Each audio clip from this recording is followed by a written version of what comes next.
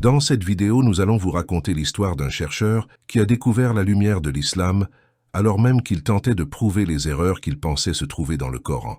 Mais au fil de son analyse, 4 découvertes bouleversantes vont renverser toutes ses certitudes et lui révéler que le Coran est sans aucun doute la parole du Dieu Tout-Puissant. Vous allez comprendre dans un instant en quoi ces 4 découvertes constituent des preuves solides et incontestables que le Coran est d'origine divine et que l'islam est le droit chemin. Assalamu alaikum, bienvenue sur Vérité Din. En effet, le docteur Gary Miller n'était pas n'importe qui. Professeur de mathématiques et de logique à l'Université de Toronto, scientifique canadien respecté et missionnaire chrétien pendant plus de 15 ans. Inquiet de la croissance de l'islam en Occident, il prit une décision audacieuse, examiner le Coran en profondeur pour y déceler d'éventuelles erreurs ou contradictions. À ses yeux, si le Coran était réellement une œuvre humaine, il devait forcément comporter des failles. Et s'il parvenait à en trouver, il disposerait alors d'arguments solides pour détourner les gens de l'islam, voire convaincre les musulmans eux-mêmes d'y renoncer. Comme je le disais, après 15 ans de travail avec les autorités ecclésiastiques à travers le monde, j'ai pris une décision, analyser le Coran en profondeur pour distinguer le vrai du faux. Mais dès les premières pages, quelque chose le dérouta profondément. Lui qui s'attendait à un texte façonné à l'image de son auteur, imaginait trouver un livre où Muhammad, paix d'Allah sur lui, serait mis au centre, où son nom, son histoire, sa personnalité domineraient chaque chapitre, comme le ferait instinctivement n'importe quel auteur humain. Pourtant, ce qu'il découvrit était tout l'inverse. Une sourate entière consacrée à Marie, une femme honorée plus que dans n'importe quel autre écrit religieux. Un prophète, Jésus, cité bien plus souvent que Muhammad lui-même. Aucune trace d'ego, aucun discours d'autopromotion, aucune tentative de se glorifier ou de s'attribuer un statut particulier.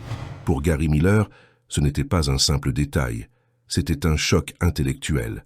Cette sobriété, cette objectivité presque froide, cette focalisation sur Dieu et non sur l'homme, était en totale contradiction avec ce qu'il aurait attendu d'une œuvre humaine.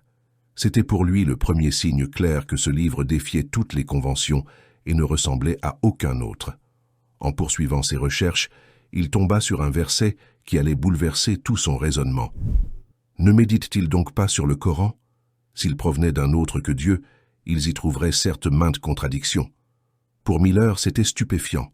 Jamais il n'avait rencontré un livre qui invite explicitement son lecteur à y chercher des erreurs et qui affirme avec une assurance absolue qu'il n'en trouvera aucune.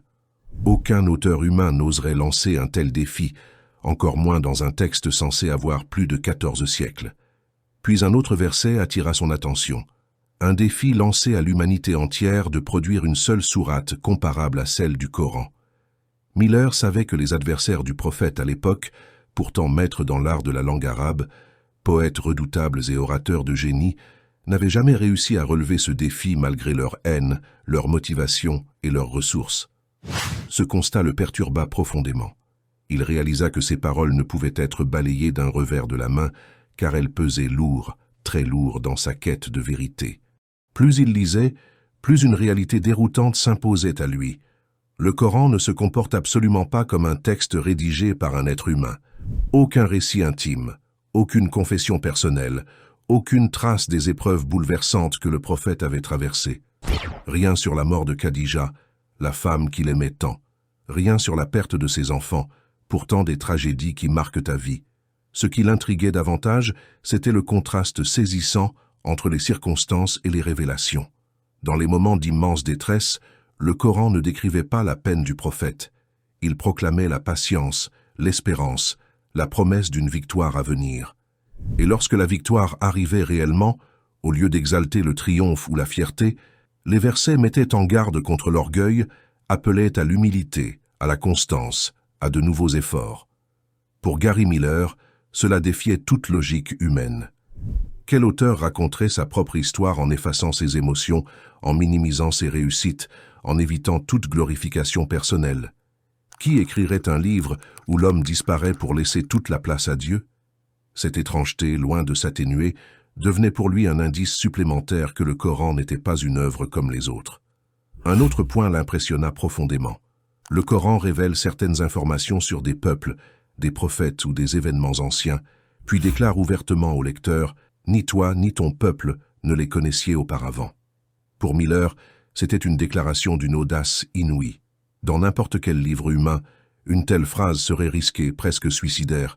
Il suffirait qu'une seule personne affirme « Moi, je le savais » pour discréditer l'ouvrage. Aucun auteur n'oserait se placer dans une position aussi vulnérable. Mais ici, le texte affirme sans hésitation que ces connaissances étaient totalement inconnues du prophète paix sur lui et de son entourage.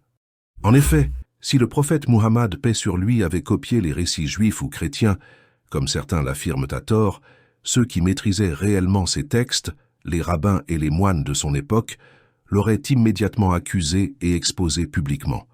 Or, aucun d'entre eux n'a pu apporter la moindre preuve de copie. Au contraire, plusieurs reconnaissaient que le Coran corrigeait certaines erreurs présentes dans leur propre tradition. De plus, à l'époque, les Arabes de la Mecque n'avaient ni écrits historiques, ni accès aux traditions juives et chrétiennes détaillées. Leur société reposait principalement sur la poésie orale, et non sur l'étude de récits anciens, rendant l'hypothèse d'une imitation encore plus invraisemblable. Un livre que j'ai lu affirme que le Coran a été écrit par un comité des chercheurs, parce qu'il contient des informations qu'un arabe de l'époque n'aurait pas pu connaître. Selon eux, ces connaissances ont été copiées des sources extérieures. Et donc, prétendre que le Coran est une révélation divine ferait de Muhammad un menteur. D'autres auteurs, en étudiant la vie du prophète Muhammad paix d'Allah sur lui, arrivent à une conclusion différente. Ils disent que Muhammad se considérait comme un prophète et disent qu'il était fou. Ils analysent sa vie avec attention et citent par exemple l'épisode de la grotte avec Abu Bakr, lorsqu'il fuyait les Mécois qui voulaient le tuer.